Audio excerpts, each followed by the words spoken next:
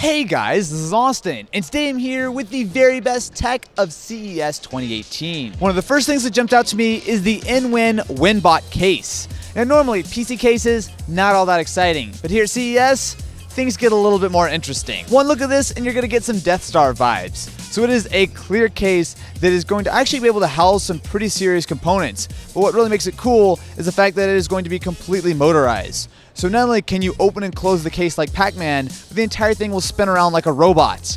Now at $3,500, the best doesn't necessarily mean the most practical. But I gotta say, it's actually a lot cooler than I thought. Something else cool is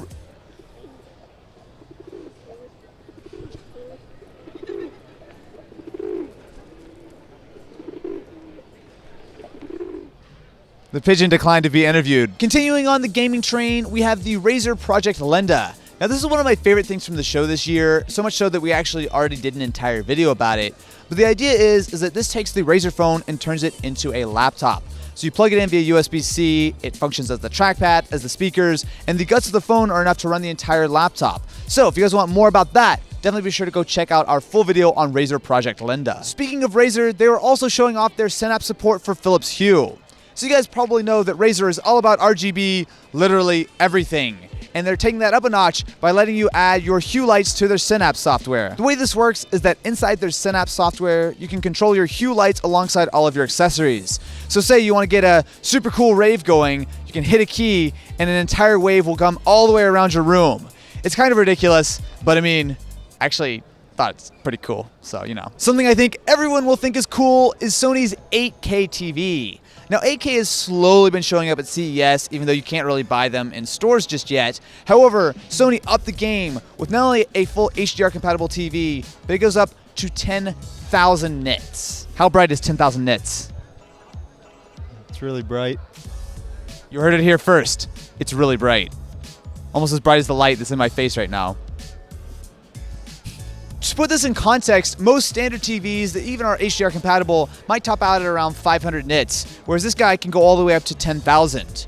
Now what's cool about this is that especially for some games like Gran Turismo, for example, which have been designed with some proper HDR support in mind, you can have incredibly bright specific sources. So say that you see the headlights of a car or a bright sunset, that can be way, way brighter than the rest of the scene, giving you actually a really impressive bit of contrast. Of course, that's to say nothing about the idea that it is an 85-inch 8K TV, which looks ridiculous, but it's actually the HDR stuff that really sort of blew me away. It looks so, so good. Samsung were also showing off the wall.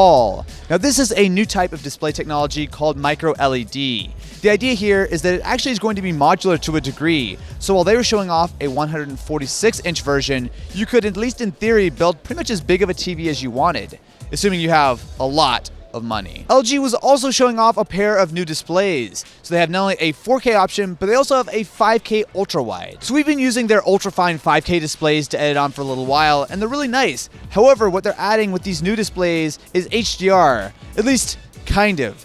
They're using HDR 600, which is brighter than standard displays. However, because neither Windows nor Mac actually support HDR yet, it's still kind of a little bit in the middle right now. What's cool is the 4K option supports Thunderbolt 3 as well as daisy chaining. So off of a single Thunderbolt 3 port, you can actually run 2 of these 4K displays. So what I think a lot of people are going to be interested in is the new 5K ultra-wide. So with a resolution of 5120 by 2160, this is basically like a super wide 4K display. And especially for gaming, if you have some crazy over-the-top system, it's gonna look nice. Moving to the audio side of things, we have the new Sennheiser HD 820 headphones. Now the HD 800s are regarded as some of the best sounding headphones pretty much anywhere, and the 820s add a glass back to the headphones. This might sound weird, however, the 800s, they leak like crazy. So if you're in the same room, you can hear exactly what someone's listening to. Whereas with the 820s, that glass helps to give it a little bit more of a closed sound, while still sounding absolutely incredible. Seriously, even though these things are going to be probably well over $2,000, they're some of the best sounding headphones I've ever tried. Moving to laptops, there's the 2018 LG Gram. So you guys will probably know that I love the original Gram. I've done a couple videos on it. It was one of my favorite laptops of last year.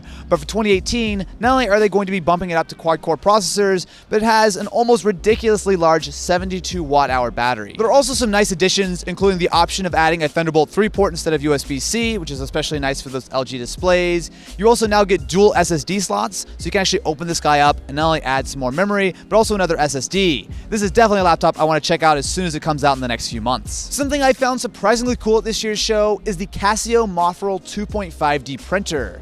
So you guys are probably familiar with 3D printers that will print full 3D objects, and especially when you get up higher in the budgets, you can do some really cool stuff with that. However, with the Mofrel, you're actually printing textures. So with our demo, they printed a mesh material, but in about 5 minutes, you can do all kinds of different textiles, you can do fake leather, you can even do things like stone.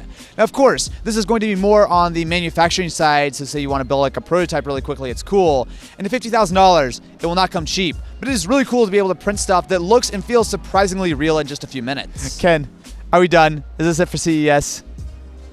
Can we go home now? I don't have a voice anymore. I've been looking at tech all week.